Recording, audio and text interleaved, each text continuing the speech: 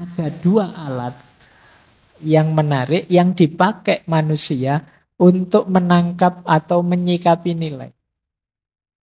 Yang pertama sikap cinta, yang kedua sikap benci. Sikap cinta ini menarik, kata Seller, karena begitu kita mendekati sesuatu dengan cinta, itu biasanya kita naikkan level nilainya. Sebaliknya, ketika kita membenci sesuatu, sebenarnya kita sedang menurunkan levelnya, level nilainya. Jadi cinta dan kebencian itu sebenarnya urusan kita menaikkan level nilainya atau menurunkan level nilainya. Jadi arahnya ke sana. Untuk memahami nilai orang melakukan cinta. Cinta itu tindakan positif menghadirkan nilai positif. Dan cinta membuat nilai rendah jadi tinggi. Misalnya apa ya? Saya dapat surat dari mantan misalnya. Surat itu kan barang fisik, nilainya rendah, materi. Tapi karena dari yang saya cintai, itu kan terus suratnya saya sayang-sayang ditaruh di bawah bantal. Zaman dulu kan begitu. Terus sekarang kan tidak ada surat-suratan kayak gini, adanya WA-WA-an. Nah, barangnya hanya kertas biasa. Tapi sekarang dia jadi bernilai. Nilainya meningkat jauh. Itu kalau kamu buang ke tempat sampah, kita bisa bertarung itu. Terus kamu bilang, ala Pak cuma kertas saja. Loh, jangan dilihat kertasnya. Dilihat itu dari siapa dan sebesar apa nilainya buatku. Nah, jadi pendekatan cinta menaikkan level. Tapi pendekatan benci sebaliknya menurunkan level. Ini loh, ada surat dari mantanmu yang kemarin ninggal kamu, kawin sama orang lain. Buang saja, sobek saja. Buang ke tempat sampah saja. Nah, beda. Penyikapan benci dengan penyikapan cinta, orientasinya beda. Jadi, dalam diri kita ada dua alat itu. Kita ingin menaikkan level nilai atau menurunkan level nilai itu tergantung dua komponen ini. Cinta dan kebencian. Ketika kita tidak memperoleh sesuatu, kita sering menghibur diri dengan pemikiran yang meyakinkan bahwa sesuatu itu tidak seperti yang kita yakini. Jadi karena kuliah tidak lulus-lulus sampai ke DO terus kita bilang, alah ijazah tidak penting kok. Jadi kita menghibur diri bahwa sesuatu itu tidak bernilai setinggi itu. Karena nembak bolak-balik kok ditolak terus kita bilang, alah dia juga cacatnya ini, kurangnya ini, lebihnya ini, nggak diterima juga aku malah syukuran misalnya. Padahal tadi ngejar-ngejar. Nah, ini gaya kita sekarang banyak yang kayak gini. Karena tidak dapat yang kita inginkan, terus kita mendegradasi yang kita tuju tadi. Nah, ini ketika kita tidak memperoleh sesuatu, kita menghibur diri. Sebenarnya itu menghibur diri saja. Dengan pemikiran yang meyakinkan bahwa sesuatu itu tidak seperti yang kita yakini. Ini zaman saya kecil dulu ada cerita yang saya ingat sampai sekarang. Mungkin teman-teman juga pernah membaca cerita tentang seekor rubah dan buah anggur. Jadi satu ketika ada rubah yang lewat di bawah pohon anggur. Dia pingin makan anggur itu, tapi sayangnya anggurnya agak tinggi. Dia bolak-balik meloncat, tidak dapat-dapat. Sampai capek, ini gimana caranya dapat anggur. Akhirnya dia pergi sambil bilang, ah paling anggurnya kecut. Sudahlah, nggak usah saya ambil. Nah, kita sering begitu. Karena meleset memperoleh sesuatu, terus kita menghibur diri dengan bilang bahwa sesuatu itu mungkin tidak layak saya dapatkan. Sebenarnya kamuflase perilaku menghibur diri saja. Oke, baik, yuk kalian pikir sendiri-sendiri ya. Mungkin momen apa yang kalian punya watak seperti ini. Dalam moralitas kebencian, Orang itu kalau moralnya moral benci, bahkan ketika dia bilang cinta untuk yang kecil, yang miskin, yang lemah, yang tertindas, kadang-kadang itu sebenarnya kebencian. Untuk kebencian yang terselubung atau kecemburuan yang ditekan atau dorongan untuk menyingkirkan dan seterusnya yang ditujukan pada fenomena yang berlawanan. Kekayaan, kekuatan, kekuasaan, kemurahan hati. Jadi kadang-kadang yang kita sebut cinta, kepedulian itu hakikatnya sebenarnya kebencian yang kita sembunyikan. Kita benci pada orang-orang kaya, akhirnya kita kamuflase dengan gaya saya mencintai orang miskin. Saya membela orang lemah. Kita benci pada yang punya kekuasaan, terus kita kamuflase dengan saya membela yang tertindas. Kadang-kadang ya. Jadi kenapa? Karena orang ini dasarnya adalah kebencian. Berarti yang dibunyikan sebenarnya bukan pembelaanku pada yang miskin. Hakikatnya adalah kebencianku pada yang punya kekuasaan, yang punya kekuatan. Kata Seller, ketika kebencian tidak berani keluar, ia dapat dengan mudah diekspresikan dalam bentuk cinta yang nyata, yaitu cinta terhadap sesuatu yang memiliki ciri-ciri berlawanan dengan objek yang dibenci. Jadi, ketika kita mendengar nada kesalehan palsu, berkhotbah bahwa cinta untuk yang kecil adalah tugas pertama kita, cinta untuk yang rendah, karena Tuhan memberikan rahmat pada mereka, seringkali itu hanya kebencian yang menyamar sebagai cinta. Ini sederhananya, kemarin ngeritik-ngeritik sebenarnya bukan karena mencintai yang dibela, tapi karena benci pada yang dikritik. Buktinya nanti kalau dapat jatah juga dari yang dikritik, ya sudah lupa dengan yang dibela. Nah, itu maksudnya ke situ sebenarnya. Jadi seringkali karena dasarnya kebencian yang kita sebut cinta itu sebenarnya kebencian yang kamuflase, yang disamarkan. Nah, gaya bahas cintanya seperti ini. Termasuk ini ya, kritik tapi dasarnya kebencian. Ini juga dibahas oleh Seller. Dia memang nulis buku judulnya Resentment. Resentment itu kebencian. Bagi dia aneh kritik kebencian itu. Kenapa? Karena kritik itu tidak secara serius ingin agar tuntutannya dipenuhi. Jadi dia tidak ingin perbaikan kok. Dia tidak ingin menyembuhkan kejahatan. Karena kejahatan itu hanya dia pakai sebagai dalih untuk mengkritik yang dia benci. Jadi kritik itu mulia karena menginginkan perbaikan.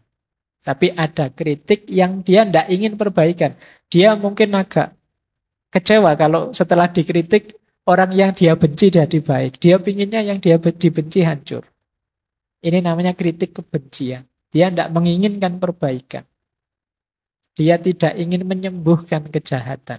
Yang dia ingin hancurnya yang dia benci. Maka mungkin kalau ada perbaikan dia malah kecewa. Dia inginnya jangan ada perbaikan. Biar yang saya benci ini jelek terus.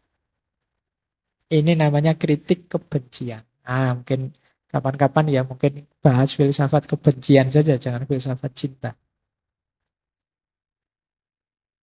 Oke. Nah, setiap kali keyakinan tidak dapat dicapai melalui kontak langsung dengan dunia dan objek itu sendiri, tetapi secara tidak langsung melalui kritik terhadap pendapat orang lain, proses berpikir diresapi dengan kebencian. Kadang-kadang kita itu berpandangan terhadap sesuatu tidak dengan membaca sendiri, menelaah sendiri, dengan sekedar mengkritik pikirannya orang. Jadi, wah saya tidak setuju pikiranmu itu. Terus kamu simpulkan kebalikannya saja. Kadang-kadang kita berpikir itu jalan begitu. Padahal faktanya gimana ya kita tidak tahu. Pokoknya asal beda dengan dia berarti saya benar. Asal tidak sama dengan pikirannya berarti saya benar. Hanya orang yang sekarang gayanya begitu. Jadi perkembangan moralnya manusia itu bisa dibagi dalam 3 level dan 6 tingkatan, 6 stage. Setiap level ada 2 tingkat. Level 1 namanya prekonvensional. Level 2 namanya level konvensional. Level 3 namanya level post konvensional. Ya, kalian pahami saja. Dilihat, dipahami, didengarkan, dipahami. Tidak harus dihafalkan, tidak ada ujiannya. Nanti kalau ingin tahu lagi ya ditengok lagi. Jadi ada level pre, ada level post, ada level konvensional. Level prekonvensional itu fokusnya kenyamanan diri. Jadi kalau orang melakukan kebaikan itu sebenarnya targetnya biar dia sendiri nyaman, enak. Nah itu ada 2 tingkat. Tingkat 1 namanya tingkat hukuman dan kepatuhan. Nanti kita uraikan masing-masing tingkat. Kalau tingkat 2 itu keuntungan personal. Nah, ini aspek etik level 1, berarti yang paling bawah. Ada lagi naik 1 level, level etik kedua, level konvensional. Kalau tadi kan yang dilihat dirinya sendiri, kalau yang kedua ini orang lain. Dia sudah mulai kepedulian pada orang lain. Nanti ada 2 tingkat. Tingkat 3 yaitu menyesuaikan dengan keinginan kelompoknya, masyarakatnya. Dan tingkat 4 itu otoritas dan ketertiban sosial. Level 3 post konvensional, kalau yang tadi kan fokusnya pada yang lain, yang pertama fokus pada diri sendiri. Level 3 ini fokusnya pada prinsip-prinsip moral, nilai-nilai moralnya. Jadi bukan akunya, bukan orang lain tujuannya ya kebaikan itu sendiri, prinsip-prinsip moral. Ini level 3. Nanti ada 2 tingkatan. Tingkatan kelima itu kontrak sosial dan hak setiap orang. Tingkat keenam prinsip-prinsip etik universal. Jadi ternyata moralitas kita itu berkembang. Tidak macet, tidak kok orang itu tiba-tiba jadi baik, tiba-tiba jadi murni sekali. Misalnya, Pak, saya ingin ikhlas, Pak, langsung terus bisa ikhlas, itu enggak. Ada tahapannya. Jadi moralitas kita juga bertahap. Meskipun nanti ada kritik juga, tapi kita pahami ini dulu. Jadi ayo kita bahas satu-satu ya. Kamu melakukan perbuatan moral karena mengharapkan keuntungan. Jadi yang benar menurut orang di level ini itu yang menguntungkan saya, yang memenuhi kebutuhanku. Kadang-kadang juga yang menguntungkan orang, tapi keuntungan bagi orang itu mengimbas padaku. Jadi lupa ada orang di level ini tapi melakukan perbuatan baik pada orang lain loh Pak. Iya, tapi dia melakukan perbuatan baik pada orang lain itu sambil berharap biar orang lain juga baik padaku.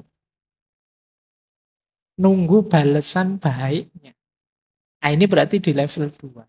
Sebenarnya yang dipikir keuntungan dirinya sendiri. Saya sekarang rajin sedekah Pak pada fakir miskin. Biar apa? Biar saya dapat balasan 700 kali lipat. Ya bodoh yang nyari keuntungan kan balik ke kamu sendiri. Kamu kejar keuntungannya. Nah, ini moralitas level 2, tahap kedua. Hanya mencari keuntungan pribadi. Ujung-ujungnya kamu ingin balasan yang baik untuk dirimu.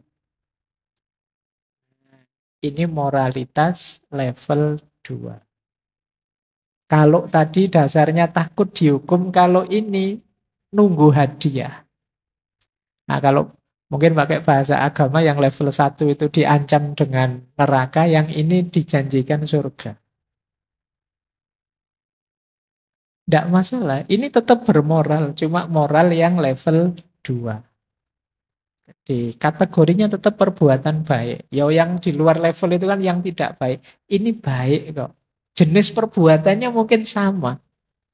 Sama-sama sedekah. Kalau yang pertama sedekah karena takut kalau tidak sedekah nanti dihukum, dimarahi, dikucilkan masyarakat dan lain sebagainya. Ah, kalau yang kedua ini sedekah biar aku dapat balasan lebih banyak. Jadi begitu kamu habis sedekah terus kamu nunggu. Ini sudah 1 bulan loh. Kemarin aku sedekah 100.000 tapi kok tidak dapat 7 juta ya kalau dianukan. Kamu nunggu begitu. Nah, ini mengejar keuntungan pribadi. Ini level 2. Jadi kalau kamu melakukan kebaikan, menunggu balasannya yang lebih baik yang kamu inginkan, kamu di level 2. Ke rumahnya dosen bawa buah 5 kilo. Wah, baik sekali kamu sama dosen. Enggak, Pak, biar nilai saya bisa naik. Bisa. Nah, itu keuntungan yang kamu cari. Oke ya. Tapi kan jenis perbuatannya sama. Hanya motifnya yang berbeda, itu yang membedakan tahap moralitas di mana kita ada. Baik, ini yang kedua, yaitu ada contoh ketika kita menjadi sukarelawan biar dapat nama baik di tengah masyarakat.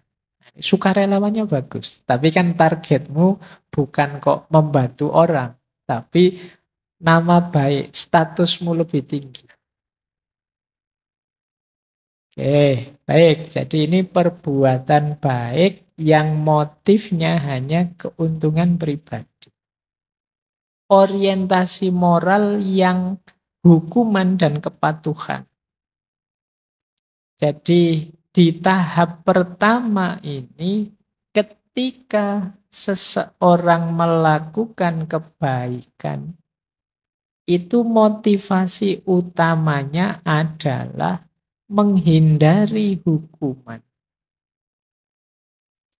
Jadi saya patuh disuruh melakukan kebaikan ini biar tidak dihukum. Jadi jangan bohong loh. Kalau bohong nanti tak jewer. Nah ini level 1. Khawatir hukumannya. Ke masjid ya kalau maghrib. Kalau tidak ke masjid, yo makan malamnya batal. Nah ini kamu takut ininya. Jadi kamu jadi orang baik karena khawatir hukumannya. Terus kamu jadi patuh. Ayo ngaji yuk. Ngaji itu baik. Kalau ndak mau ngaji ya besok ndak tak barengi lagi loh kalau ke kampus. Nah, wah, gawat ini kalau ndak dibarengi sekarang Gojek mahal misalnya. Ah, terus kamu ikut. Bukan karena ngaji itu penting, tapi patuh disuruh karena khawatir dihukum. Ini level paling rendah. Boleh kamu konversi ke kepatuhanmu pada Tuhan. Ada kan orang yang patuh dalam beragama, alasannya takut dihukum. Tidak boleh, Pak. Boleh, tapi ini tahap moral level 1. Ya level 1 kan kalau ayam geprek belum terlalu pedas. Masih biasa saja. Jadi ini level paling awal. Ini anak-anak sebenarnya yang di level ini. Jadi kita melakukan satu kebaikan itu ya orientasinya biar tidak dapat hukuman. Dasarnya tentu saja ketakutan. Jadi kebaikan yang didasari oleh rasa takut. Yo anak Orang-orang di level ini itu menganggap ini mesti benar. Kenapa? Karena efeknya jelek kalau tidak dijalankan. Nah, baik. Tapi yo ini ampuh untuk orang-orang yang di level ini misalnya kita ingin ngajak mereka pada kebaikan, yo kita ancam saja dengan hukuman yang menakutkan mereka. Kalau tidak mau belajar, tidak boleh lagi main PS. Oh, itu ngeri bagi anak-anak kecil yang suka main. Jadi, boleh dipakai strategi untuk orang yang kamu tahu levelnya masih ini. Jadi, termasuk mahasiswa, itu kadang-kadang dosen kan juga pakai strategi ini. Kalau tidak ngumpul tugas, siap-siap kamu. Nanti nilaimu jatuh loh ya. Kalau nilaimu jatuh, kamu tidak lulus-lulus. Kalau kamu tidak lulus-lulus, pacarmu lulus duluan. Ngeri itu. Ya kan kalau dia pulang kampung, wah apalagi dijodohkan, wah tambah kiamat duniamu. Oke ya. Oh itu kan ngeri. Terus kamu, wah rajin ini, jangan sampai telat ini lulusnya.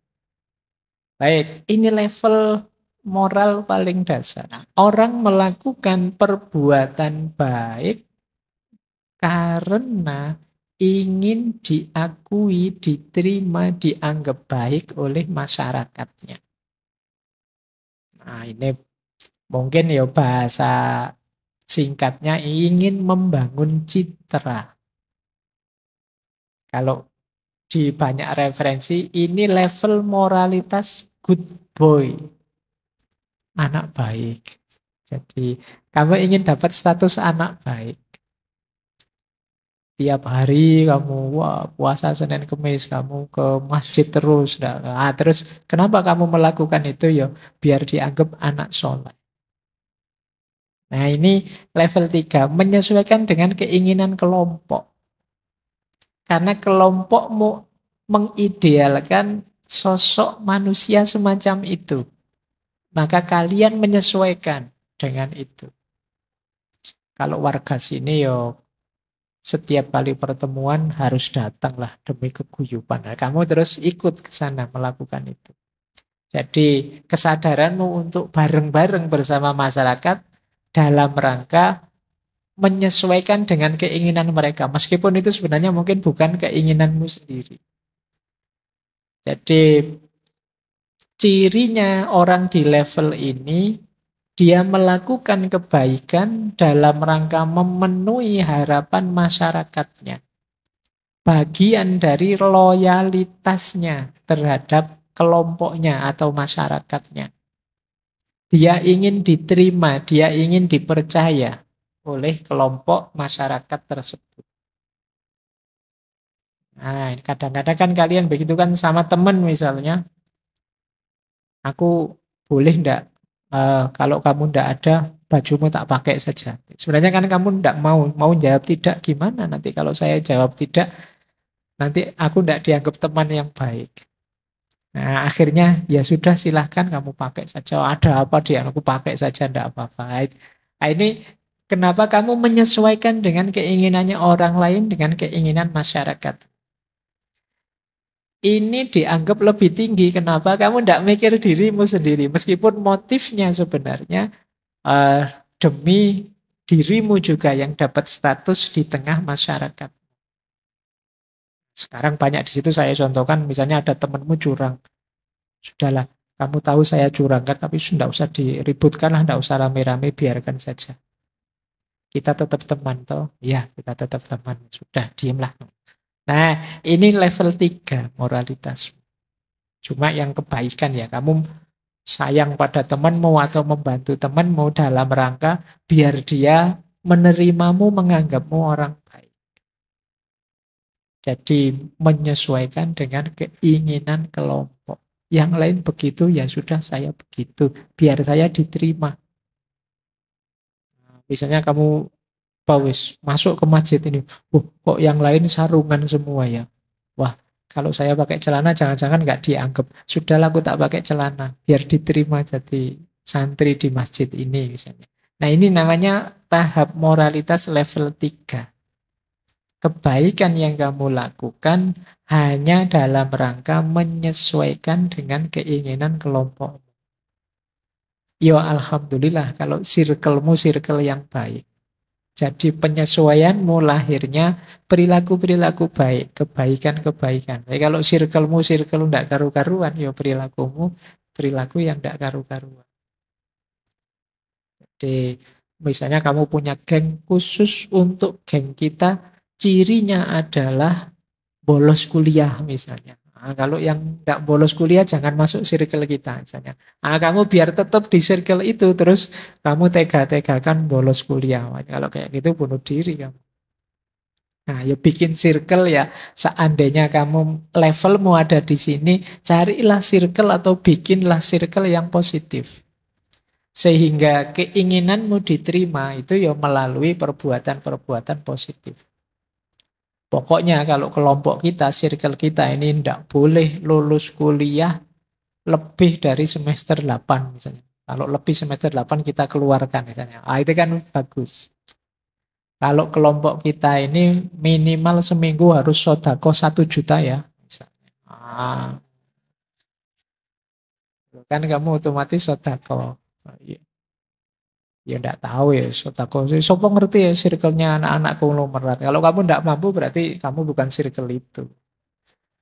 Jadi itu tahap ketiga. Menyesuaikan dengan keinginan kelompok. Lanjut ya. Kontrak sosial dan haknya individu. Orang menyebut yang kelima ini kadang dengan istilah utilitarianisme rasional. Fokusnya apa? Kebaikan itu harus didasarkan pada tercapainya kebahagiaan sebagian besar orang dan tidak melanggar hak-hak individu. Jadi individu itu dipandang punya nilai sendiri. Boleh punya pendapat sendiri yang harus kita hargai. Bahkan bila perlu, hukum, aturan, adat yang tidak menghargai individu, ya harus diprotes. Aturan kok malah menyusahkan, ya harus diperjuangkan untuk diganti. Ini di level 5. Jadi yang diperjuangkan apa? Nilai-nilai dasar kemanusiaan. Ada sih Pak sekarang aturan, tapi kok rasanya tidak adil, ya protes.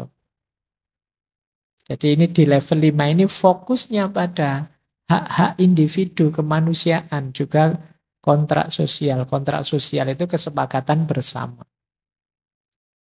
Iya, kalau ada kesepakatan bersama ya semoga tidak nabrak hak-hak individu. Atau kesepakatan bersama dalam keburukan. Harusnya kan sepakat itu dalam kebaikan. Mungkin saja orang sepakat dalam keburukan. Nah ini harus diprotes. Karena kebaikan itu merupakan haknya individu masing-masing orang. Jadi kalian jangan bikin kontrak sosial, yuk kita sepakati bareng-bareng ya. Kita bolos saja misalnya, enggak boleh. Meskipun kesepakatan itu kan nanti hasilnya nilai kebenaran. Sesuatu yang disepakati itu kan jadi kebenaran yang berlaku bagi yang menyepakati. Tapi di level 5 ini ada fokus pada hak. Tidak boleh ada yang dilanggar haknya, tidak boleh ada yang dizolimi. Kalau ada aturan kok nabrak melanggar hak kezoliman dan lain sebagainya, ya dia harus diprotes.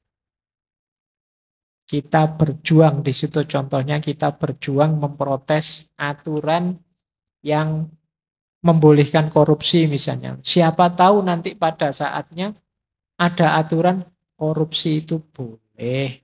Asalkan di bawah 1 miliar lah, berapa sih? Nah, misalnya kalau ada aturan kayak gitu, ya jangan kamu ada di level 4 tadi. Kalau yang di level 4 tadi ya memang aturannya begitu, mau gimana? Memang undang-undangnya begitu, mau apa? Kan begitu di level 4. Nah, level moralitas yang kelima ya tidak berhenti di aturan. Kalau aturannya nabrak nilai-nilai moral, nilai-nilai kebaikan, ya diprotes. Nah, berarti kalian ada di level 5.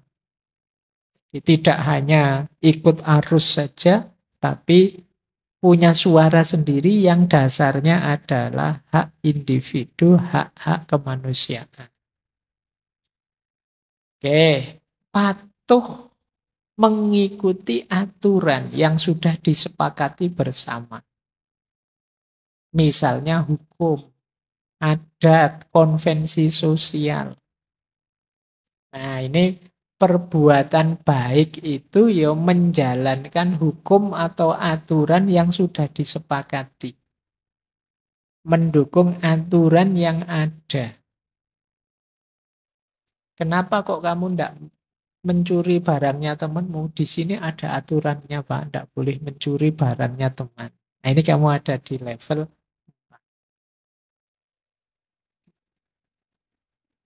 Jadi di level ini kamu butuh aturan untuk melakukan perbuatan baik. Kalau aturan-aturannya cocok, ya alhamdulillah kamu jadi orang baik. Baik dan buruk itu definisimu adalah sesuai aturan.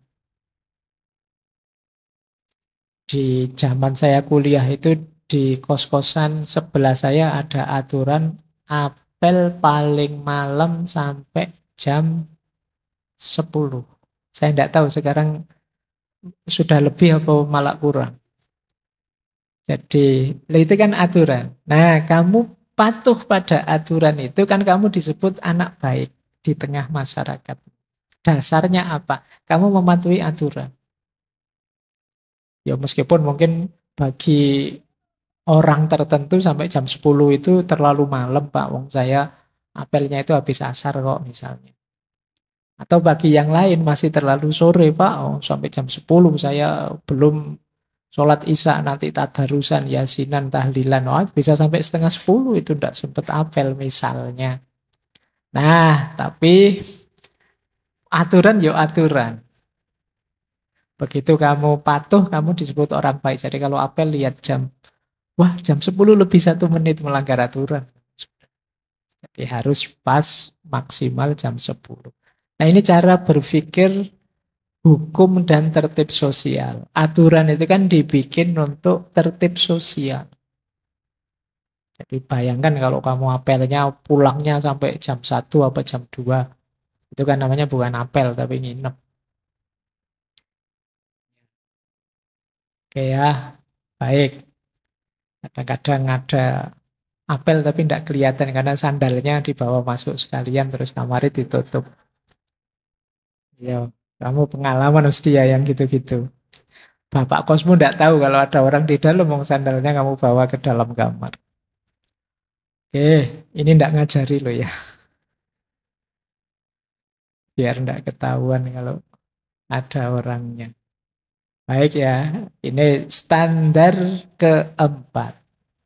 Kalau kalian masih perlu aneka ragam aturan untuk jadi orang baik, ya levelmu level 4. Jadi baik itu didefinisikan sebagai kepatuhan terhadap aturan. Kita lanjutkan lagi. Kenapa kamu melakukan kebaikan? Ya karena itu baik. Jadi tidak ada hipotetis, tapi kategoris. Kalau pakai istilahnya Immanuel Kant. Ini yang orang menyebutnya mungkin ketulusan, keikhlasan. Jadi melakukan kebaikan, tidak ada pamrihnya apapun selain bahwa kebaikan itu memang baik.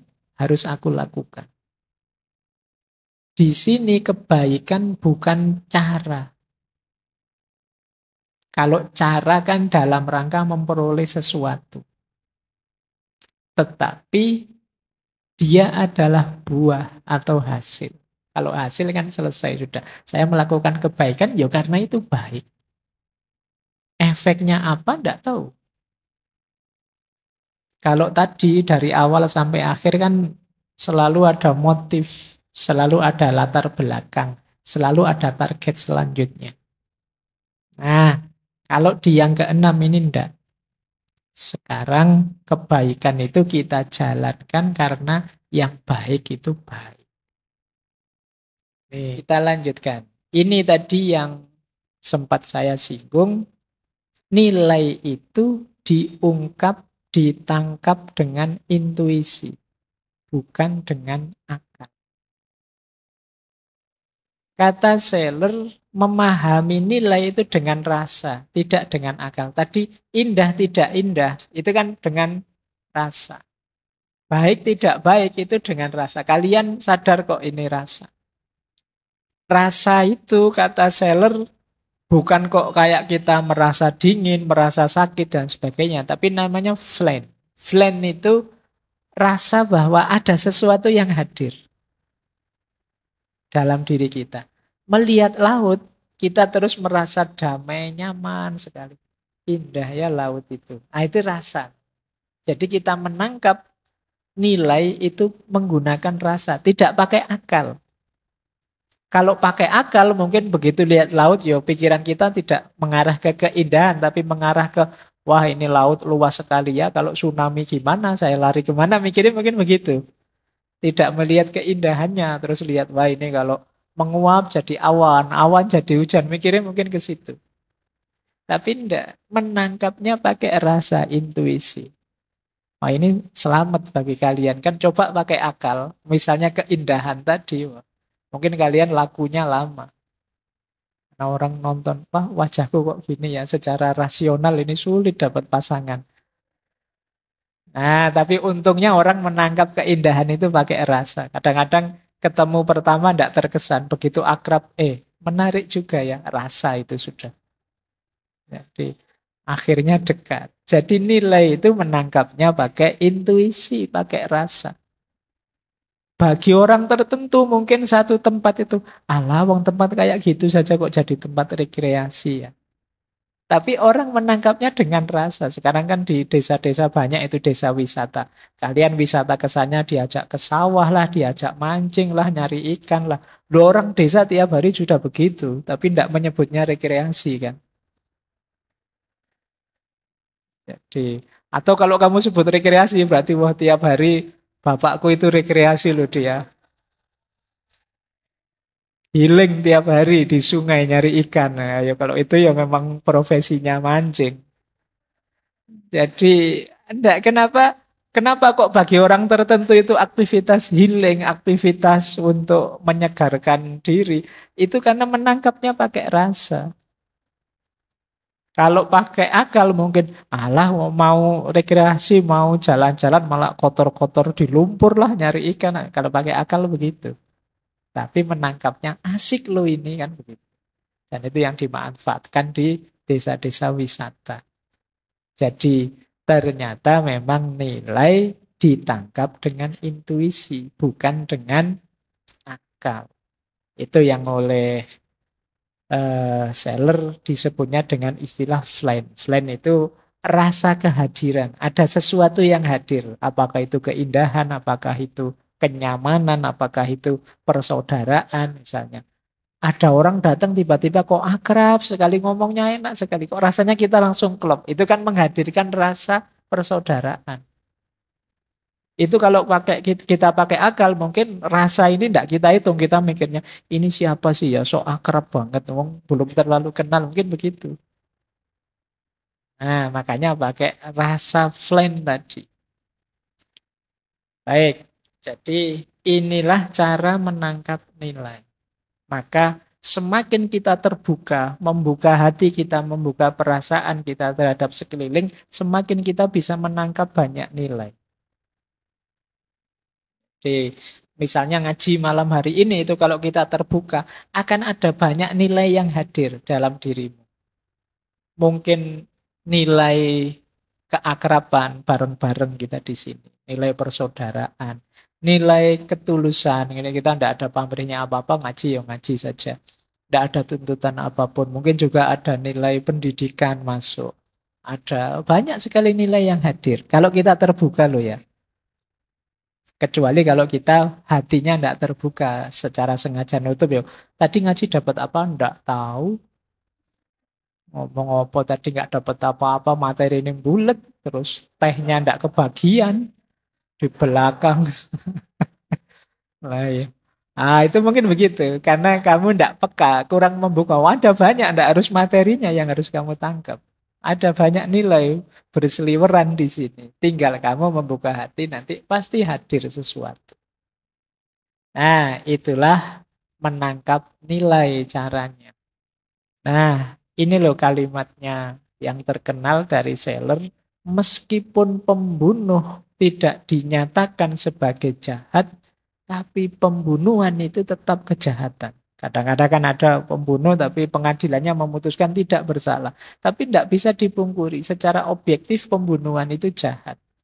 Meskipun kebaikanmu tidak dimengerti sebagai baik, tidak usah khawatir, dia tetap kebaikan kok.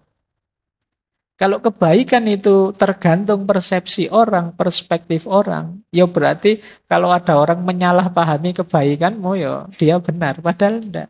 Disalahpahami enggak masalah, kebaikan tetap kebaikan kok.